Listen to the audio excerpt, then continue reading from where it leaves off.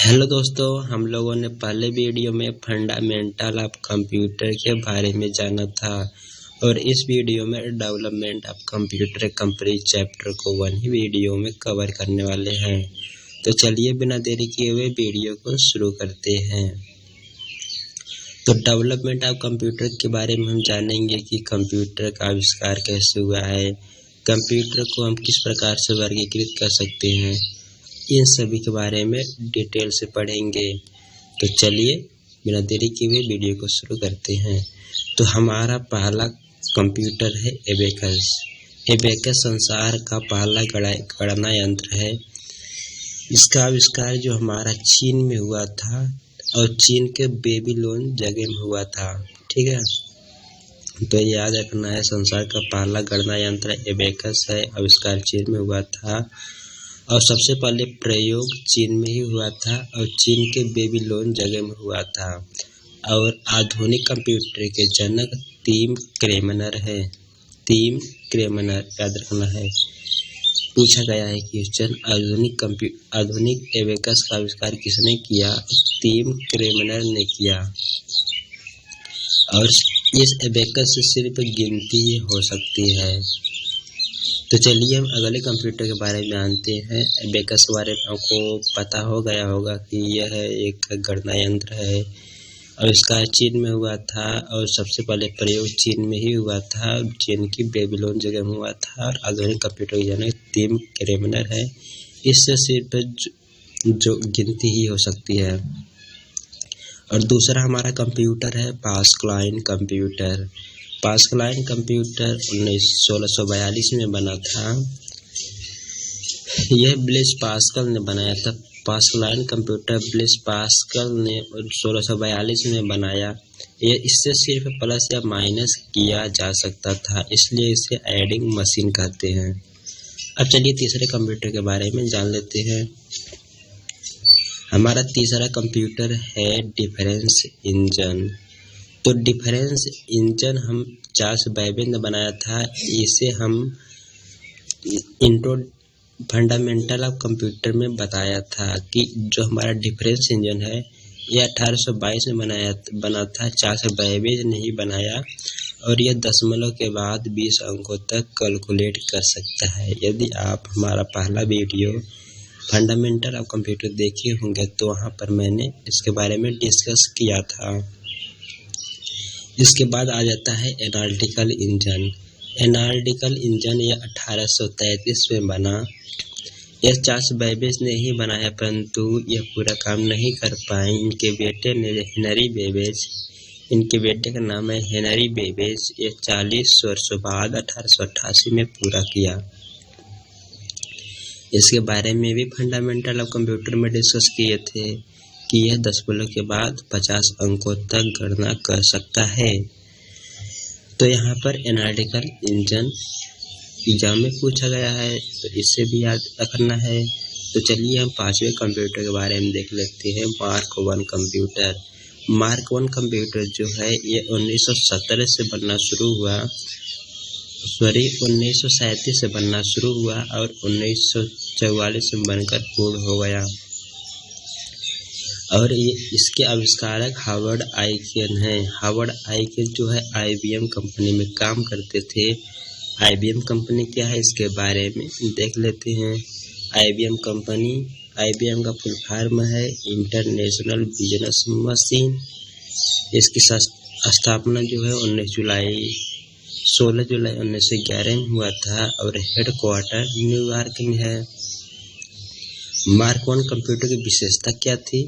Mark 1 computer में हमारा विश्व में प्रथम ऑटोमेटिक यानी कि स्वचालित विद्युत यांत्रिक गणना यंत्र था। तो ऑटोमेटिक विद्युत यांत्रिक गणना यंत्र मार्क 1 कंप्यूटर हमारा आविष्कार हो चुका था। तो एग्जाम में आया क्वेश्चन है कि स्वचालित विद्युत यांत्रिक गणना यंत्र कौन है? कुछ कंप्यूटर के विकल्प भी दिए होंगे, उनमें से एक मार्क 1 रहेगा, तो उसे ही ट्रिक करना है। तो चलिए अगले कंप्यूटर के बारे में जानते हैं। अगला कंप्यूटर है हमारा ENIAC कंप्यूटर। ENIAC का फुल फॉर्म है electronic numerical integration of calculator. ये 1946 में बना था।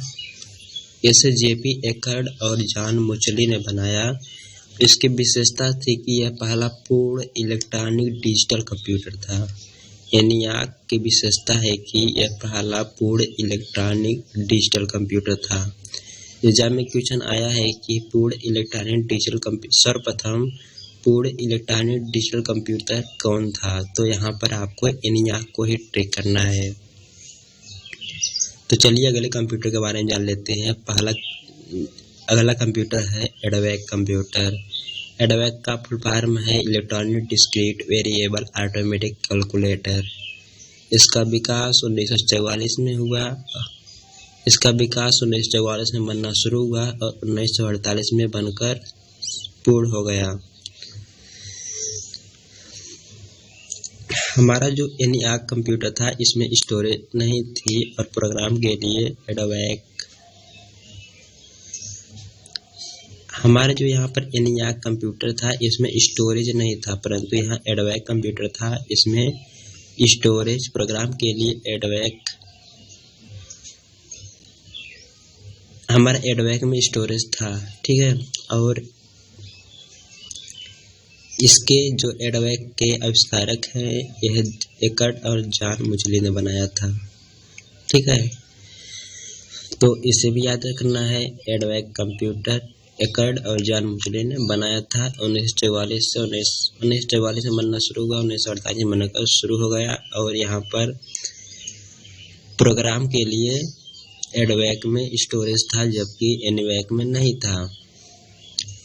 यहाँ पर जो हमारा 8वां कंप्यूटर है ENIAC कंप्यूटर, ये काफ़ी इम्पोर्टेंट कंप्यूटर है, इससे सवाल आना ही है। इसका फुल फॉर्म है यूनिवर्सल ऑटोमेटिक कंप्यूटर। यह 1954 में बना था। यह फर्स्ट कमर्शियल कंप्यूटर था, प्रथम व्यापारिक कंप्यूटर था।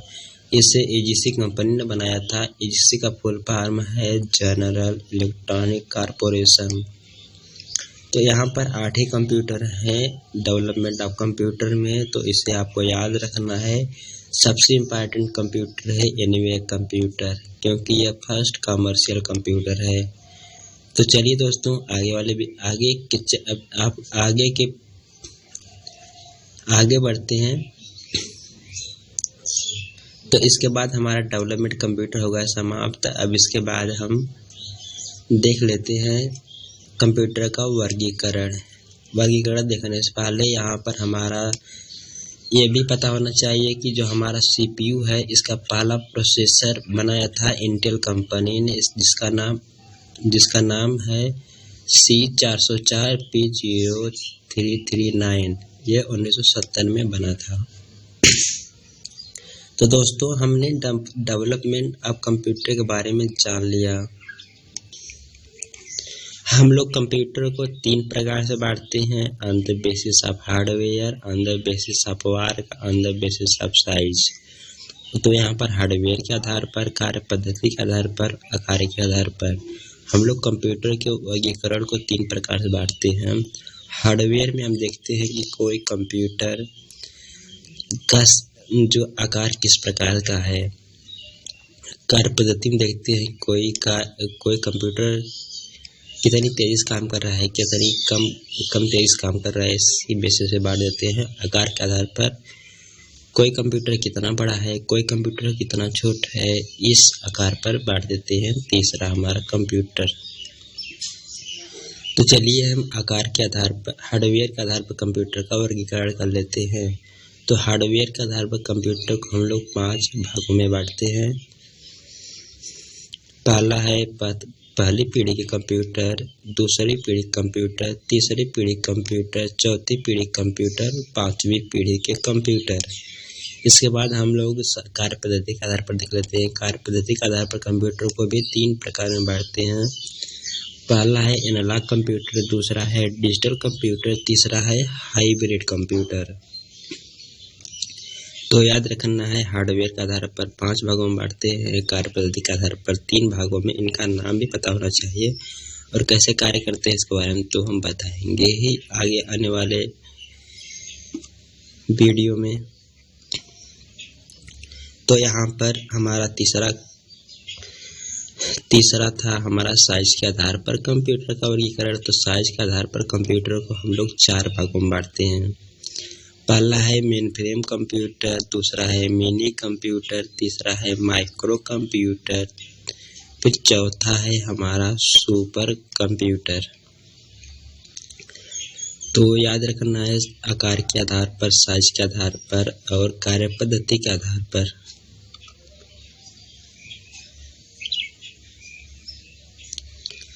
आकार के आधार पर, हार्डवेयर के आधार पर और कार्य पद्धति के आधार पर 3 प्रकार से वर्गीकरण हम लोग कर सकते हैं। तो चलिए हार्डवेयर के आधार पर कंप्यूटर का वर्गीकरण कर लेते हैं। तो हार्डवेयर के आधार पर कंप्यूटर का वर्गीकरण में हम यहाँ पर एक चार्ट बना हुआ है।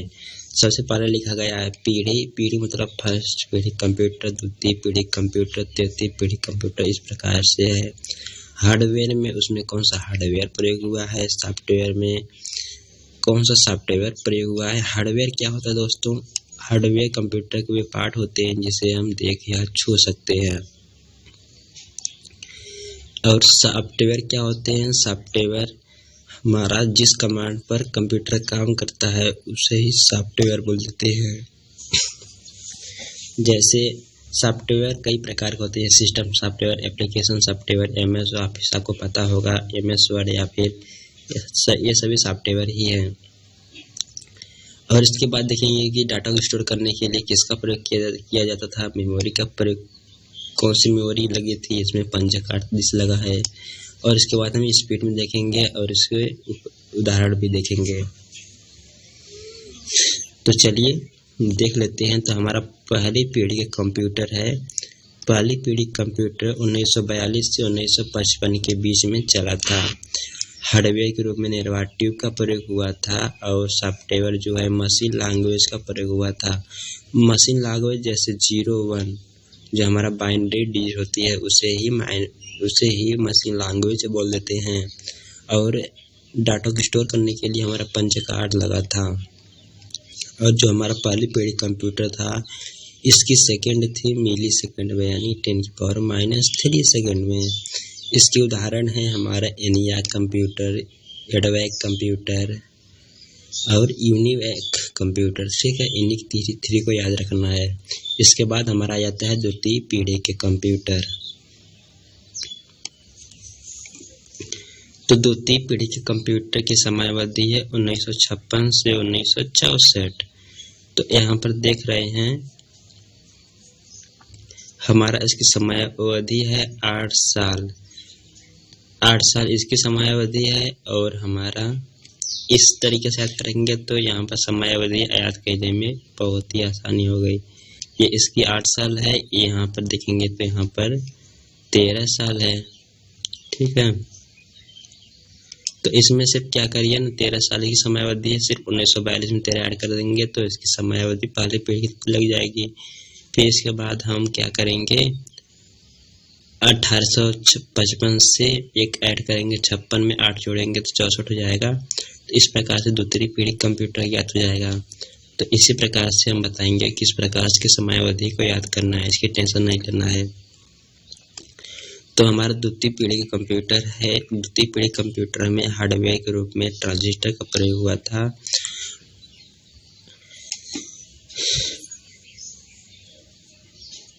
ट्रांजिस्टर का प्रयोग हुआ था, इस पर ध्यान मत दीजिए, ये गलत लिखा हुआ है, इसके बारे में बताएंगे कि आविष्कारक कौन था।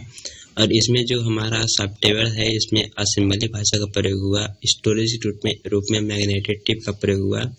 और इसकी जो स्पीड है मिली सेकेंड से माइक्रो सेकेंड में चली गई, यानी 10⁻⁶। अब तृतीय पीढ़ी कंप्यूटर में चले आते हैं। हमारा तृतीय पीढ़ी कंप्यूटर की समयावधि है 1665 से 1965 से 1975, यानी कि 10 साल का टाइम डिफरेंस है, 13, 8, 10। तो यहाँ पर इसमें हार्डवेयर के रूप में आईसी का प्रयोग हुआ। आईसी जो हमारा था एसएसआई के रूप में लगा था, यानी कि स्मॉल स्केल इंटीग्रेशन, यानी कि बहुत ही कम मात्रा में तृतीय पीढ़ी कंप्यूटर में आईसी लगा था। और इसमें जो सॉफ्टवेयर था टाइम शेयरिंग सॉफ्टवेयर था। और इसमें हमारा मेमोरी यूनिट हमारा मैग्नेटिक डिस्क लगा था और इसकी सेकंड माइक्रो सेकंड से नैनो सेकंड हो चुकी थी तृतीय पीढ़ी कंप्यूटर में। और तृतीय पीढ़ी कंप्यूटर में ही कीबोर्ड, माउस, मॉनिटर, रैम, रोम का प्रयोग हुआ था। तो दोस्तों, तृतीय पीढ़ी कंप्यूटर में यही पूछा जाता है कि तृतीय पीढ़ी कंप्यूटर में हार्डवेयर के रूप में क्या प्रयोग हुआ था। तो यहाँ पर आपको आईसी ट्रिक मानना है, आईसी इम्पॉर्टेंट है, ठीक है। बाकी तो कम ही पूछा जाता है। और यह भी याद रखना है कि तृतीय पीढ़ी कंप्यूटर में कीबोर्ड, माउस, मॉनिटर, रैम, रोम का प्रयोग हुआ। अब चलिए जान लेते हैं चौथी पीढ़ी के कंप्यूटर। चौथी पीढ़ी कंप्यूटर की समयावधि है 1976 से 1999। और इसमें जो है हमारा हार्डवेयर के रूप में सीपीयू का प्रयोग हुआ। सीपीयू में जो हमारा आईसी लगा था यह है VLSI, यानी कि वेरी लार्ज स्केल इंटीग्रेशन। बहुत ही ज़्यादा मात्रा में आईसी का प्रयोग हुआ था हमारा चौथा पीढ़ी कंप्यूटर में। और यहाँ पर सॉफ्टवेयर के रूप में सी लैंग्वेज का प्रयोग हुआ था। हमारा जो यूनिक्स एक ऑपरेटिंग सिस्टम है जो कि टोटली सी लैंग्वेज से ही बना है। तो चौथी पीढ़ी कंप्यूटर में हमारा सॉफ्टवेयर के रूप में सी लैंग्वेज का प्रयोग हुआ था और मेमोरी यूनिट के रूप में सेमीकंडक्टर का प्रयोग होने लगा। और चौथी पीढ़ी कंप्यूटर में हमारा टाइम नैनो सेकंड से पिको सेकंड में चली जाए, यानी कि 10⁻12 सेकेंड। अब इसके बाद चौथी पीढ़ी कंप्यूटर में ही हमारा लैन, मैन, वैन, विंडोज, MS DOS आए थे, प्रयोग हुआ था। विंडोज जो है MS माइक्रोसॉफ्ट का एक ऑपरेटिंग सिस्टम है और MS DOS भी एक ऑपरेटिंग सिस्टम है। लैन, मैन, वैन यह एक नेटवर्क के प्रकार है। इसके बारे में आगे आने वाले चैप्टर में हम जानेंगे। अब इसके बाद हम देख लेते हैं इसकी समयावधि कितनी है। तो समयावधि 76/4/80 हो गया। तो हमारे पास यहाँ पर 17 साल हो रहा है। तो यहाँ पर हमारा टाइम डिफरेंस जो है 23 साल है। यहाँ पर 19/4/23 हो गया।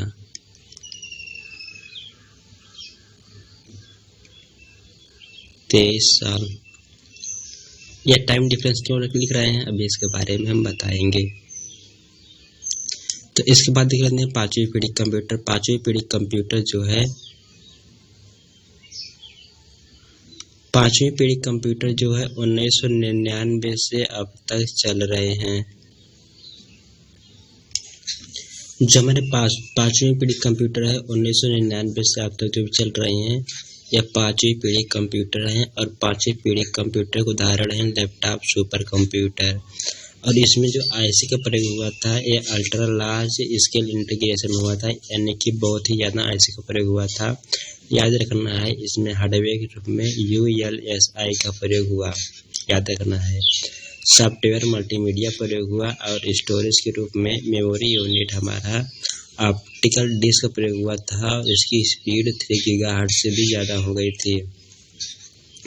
तो यहाँ पर हमने जाना कि हार्डवेयर के आधार पर कंप्यूटर का वर्गीकरण, ठीक है। तो यहाँ पर आप 13, 8, 10, 23 याद रखना है। और याद रखना है कि प्रथम पीढ़ी कंप्यूटर 1942 से शुरू हुआ था। तो इसमें 13 ऐड करेंगे तो समयावधि आ जाएगी।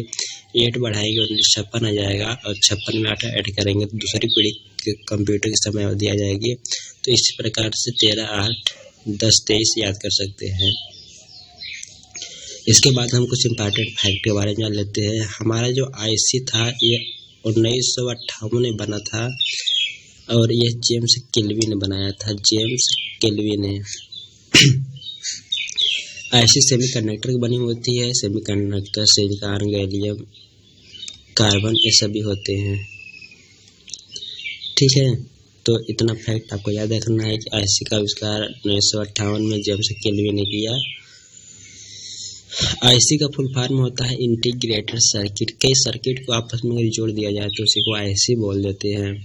और ट्रांजिस्टर की बात हुई थी ऊपर, तो ट्रांजिस्टर जो है 3 लोगों ने मिलकर बनाया था। कौन कौन से? विलियम शाकले, जॉन वायर्डिन, वाल्ट ब्रेटेन, इन तीनों ने मिलकर बनाया था। और जॉन वायर्डिन को 2 बार नोबेल पुरस्कार दिया गया, 1956 में और 1972 में, क्योंकि इन्होंने आईसी में योगदान दिया था। और माइक्रो प्रोसेसर यानी कि सीपीयू के आविष्कार एमी हाफ ने किया था। ठीक है, तो इसके बाद चलिए हम जान लेते हैं हमारा आकार के आधार पर कंप्यूटर का वर्गीकरण। तो इसके बारे में मैंने बता ही दिया है कि एएसआई का फुल फॉर्म है small scale integration.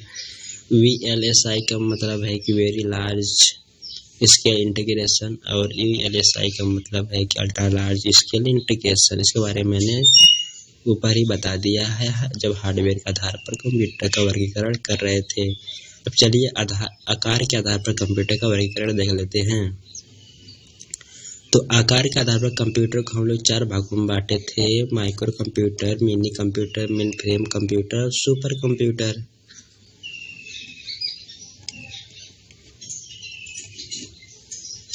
Micro computer, mini computer, main frame computer और सुपर कंप्यूटर। हमारा जो माइक्रो कंप्यूटर है इसमें सिर्फ एक माइक्रो प्रोसेसर का प्रयोग हुआ था, जबकि मिनी कंप्यूटर में एक से ज़्यादा माइक्रो प्रोसेसर का प्रयोग हुआ था। और मेन फ्रेम जो हमारा कंप्यूटर था इसमें कई मिनी कंप्यूटर से मिलकर मेन फ्रेम कंप्यूटर बना था। और हमारा जो सुपर कंप्यूटर है यह कई मेन फ्रेम कंप्यूटरों से मिलकर बना है। तो आपको इस सीक्वेंस में यदि याद रखते हैं तो बहुत ही आसानी होगी कंप्यूटर को परिभाषित करने में। तो यहाँ पर सुपर कंप्यूटर की बात हुई तो सुपर कंप्यूटर के जो जनक है सोमोर क्रे हैं। और पहला सुपर कंप्यूटर है CDC 1600 है, यह अमेरिका में बना। CDC का फुल फॉर्म है सेंट्रल डाटा कॉर्पोरेशन। और जो हमारा सुपर कंप्यूटर का काम होता है, सुपर कंप्यूटर का कार्य मौसम संबंधित भविष्यवाणी सुपर कंप्यूटर ही करता है कि मानसून कैसा रहेगा, कैसा नहीं रहेगा, कब आंधी तूफान आएगी। इसका जो भविष्यवाणी है हमारा सुपर कंप्यूटर ही करता है। और डेटा सुरक्षित रखने में जो हमारा ये वीडियो आप देख रहे हैं यह सुपर कंप्यूटर ही डाटा सुरक्षित रखा है और आपको प्ले करके दिखा रहा है। और अंतरिक्ष कार्यक्रम में सुपर कंप्यूटर का प्रयोग होता है अंतरिक्ष की देखभाल करने में। जो हमारा सैटेलाइट है आप जिससे यहाँ पर देख रहे हैं बात करते हैं, ये सैटेलाइट के द्वारा ही होता है। तो अंतरिक्ष में ही सुपर कंप्यूटर का प्रयोग होता है। अब यहाँ पर तो अगर पहला सुपर कंप्यूटर बोले तो यहाँ पर CDC 1600 लगाना है। और भारत का पहला सुपर कंप्यूटर पूछ दे तो यह परम 8000 है। यह CDAC द्वारा बनाया गया है। CDAC का फुल फॉर्म है central for development in advance computer. यह जो है पहला कंप्यूटर है परम 800। ये 1951 में पूरे प्रयोगशाला में स्थापित किया गया है। यह भी मौसम संबंधी जानकारी देता है। इसके बारे में हमने जाना कि आकार के आधार पर कंप्यूटर का वर्गीकरण। अब देख लेते हैं साइज के आधार पर कंप्यूटर का वर्गीकरण। तो साइज के आधार पर कंप्यूटर को हम लोग 3 भागों में बांटते हैं। पहला है एनालॉग कंप्यूटर, तो कार्य पद्धति के आधार पर कंप्यूटर को हम लोग 3 भागों में बांटते हैं। पहला है एनालॉग कंप्यूटर, दूसरा है डिजिटल कंप्यूटर, तीसरा है हाइब्रिड कंप्यूटर। हमारा जो एनालॉग कंप्यूटर है सिर्फ वह एक ही बीमा को नाप सकता है, जो सिर्फ सिंगल यूनिट को नापता है उसे एनालॉग कंप्यूटर कह देते हैं। ये क्षेत्रफल नहीं नाप पाएगा, क्यूब नहीं नाप पाएगा, क्योंकि उसमें 3 बीमा होती है। क्षेत्रफल में 2 बीमा होती है, जिसमें सिर्फ एक ही बीमा होती है, एक ही यूनिट होता है, यह सिर्फ उसी को नाप सकता है, उसे एनालॉग कंप्यूटर बोल देते हैं। जैसे लंबाई हो गई, ये उसमें सिर्फ लंबाई होती है, 1 यूनिट है। दाब हो गया, तापमान हो गया आदि को मापने के लिए हमारा थर्मामीटर हो गया। तो ये सभी क्या है एनालॉग कंप्यूटर के उदाहरण हैं। और हमारा जो डिजिटल कंप्यूटर है या डिजिटल कंप्यूटर जो है बाइनरी नंबर का प्रयोग करता है। जैसे में हमारा पीसी पर्सनल कंप्यूटर हो गया, आप जिसमें हमारे देख रहे हैं वीडियो, स्मार्टफोन, ये भी एक डिजिटल कंप्यूटर है। और स्मार्ट वॉच, ये सभी डिजिटल कंप्यूटर है। यह जो है एक से अधिक यूनिट को नाप सकता है। और हमारा जो हाइब्रिड कंप्यूटर है, यह हाइब्रिड कंप्यूटर एनालॉग और डिजिटल कंप्यूटर से मिलकर बना होता है, यानी कि यह एनालॉग को भी नाप सकता है और डिजिटल को भी नाप सकता है। अब जब पेट्रोल पंप पर जाते हैं, वहाँ पर तेल की मात्रा एनालॉग में नापता दिखाई देता है और प्राइस डिजिटल में। तो कह सकते हैं पेट्रोल पंप में डिजिटल हाइब्रिड कंप्यूटर लगा हुआ है। ठीक है, तो कुछ फैक्ट के बारे में जान लेते हैं। इंटेल दुनिया की सबसे बड़ी सेमीकंडक्टर कंपनी है जो कि यूएसए की है। और हमारा अगली आने वाली पीढ़ी में एआई का प्रयोग होगा। एआई का फुल फॉर्म है आर्टिफिशियल इंटेलिजेंस, जिसे कृत्रिम बुद्धिमत्ता बोल देते हैं। हमारा जो सोफिया है, यह एक रोबोट है। यह 2017 में बना था, जिसे इंडिया की नागरिकता प्राप्त है। यह याद रखना है कि एक वो कौन सा रोबोट है जिसे इंडिया की नागरिकता प्राप्त है, वह है सोफिया। सोफिया को याद रखना है, जबकि यह ह्यूमन नहीं रोबोट है, तभी इसकी नागरिकता प्राप्त है। और भारत में निर्मित पहला कंप्यूटर, तो भारत में निर्मित पहला कंप्यूटर सिद्धार्थ कंप्यूटर है, जिसे ECI ने बनाया था। ECI electronic corporation of India, Bengaluru में इसका हेडक्वार्टर है। तो इसके बारे में मैंने बताया है कि संसार का पहला गणना एबेकस है, प्रथम इलेक्ट्रॉनिक कंप्यूटर एन्यूएक है। तो दोस्तों इतना ही है हमारा, तो मिलते हैं अगली वीडियो में हमारा हार्डवेयर चैप्टर में। तो यहाँ पर हम लोगों ने introduction of computer, development of computer के बारे में डिटेल से जान लिया है। इतने ही टॉपिक से क्वेश्चन एग्जाम में आएंगे, ज़्यादा पढ़ने की ज़रूरत नहीं है। आप कुछ पढ़ भी सकते हैं, परंतु अगर आप पढ़ना चाहते हैं तो हमारे एक वेबसाइट है जहाँ पर हम इससे संबंधित इम्पॉर्टेंट क्वेश्चन को कलेक्शन करके हम एक 200 का वेबसाइट बनाया है, जहाँ पर आप अपना चेक कर सकते हैं नॉलेज को। और वहाँ पर ये भी दिया गया है कि आपका आंसर का एक्सप्लेनेशन भी दिया गया है कि यही आंसर क्यों सही है। तो वहाँ पर आप देख सकते हैं, वह एक यहाँ पर लिख दे रहे हैं,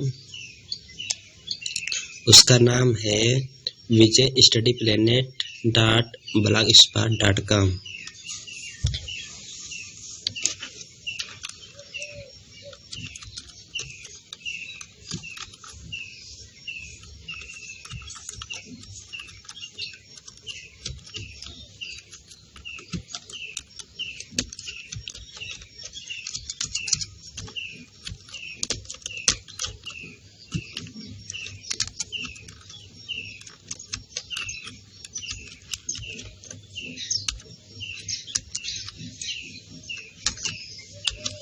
तो आप यहाँ पर विजिट कर सकते हैं vijaystudyplanet.blogspot.com।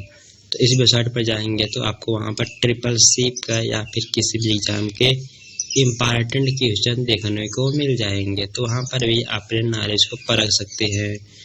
तो आगे आने वाले वीडियो में हार्डवेयर के बारे में जानेंगे। आज के लिए इतना ही, बाय बाय।